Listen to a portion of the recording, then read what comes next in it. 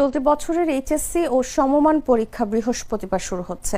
প্রথম দিন 9টি সাধারণ শিক্ষা বোর্ডে বাংলা প্রথম পত্র, মাদ্রাসা বোর্ডে আলিমের কোরআন মাজিদ এবং কারিগরি শিক্ষা বোর্ডে এইচএসসি বাংলা 2 বিষয়ের পরীক্ষা অনুষ্ঠিত হবে। পরীক্ষা সকাল 10টা থেকে দুপুর 1টা পর্যন্ত চলবে। তবে পরীক্ষার্থীদের অন্তত 30 মিনিট আগে কেন্দ্রে প্রবেশ করতে হবে। এবছর 11টি শিক্ষা বোর্ডে নিয়মিত ও অনিয়মিত মিলিয়ে মোট 12,67,486 জন পরীক্ষার্থী অংশ নিচ্ছেন। দেশের 2,697টি কেন্দ্রে পরীক্ষা অনুষ্ঠিত হবে। সবচেয়ে বেশি 3,393 জন পরীক্ষার্থী ঢাকা শিক্ষা বোর্ডের অধীনে পরীক্ষায় অংশ নেবেন। এছাড়া রাজশাহী, চট্টগ্রাম, যশোর, কুমিল্লা, দিনাজপুর, সিলেট, ময়মনসিংহ এবং বরিশাল বোর্ডের পাশাপাশি মাদ্রাসা বোর্ডে 92,905 জন এবং কারিগরি বোর্ডে 1,07,964 জন পরীক্ষার্থী রয়েছে। নকল ও অনিয়ম ঠেকাতে এবার কঠোর নিরাপত্তা ব্যবস্থা নেওয়া হয়েছে।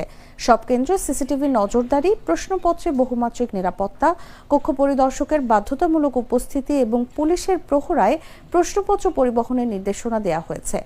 কেন্দ্রের ভারপ্রাপ্ত কর্মকর্তা ছাড়া অন্য কেউ মোবাইল বা ইলেকট্রনিক ডিভাইস নিয়ে কেন্দ্রে প্রবেশ করতে পারবেন না।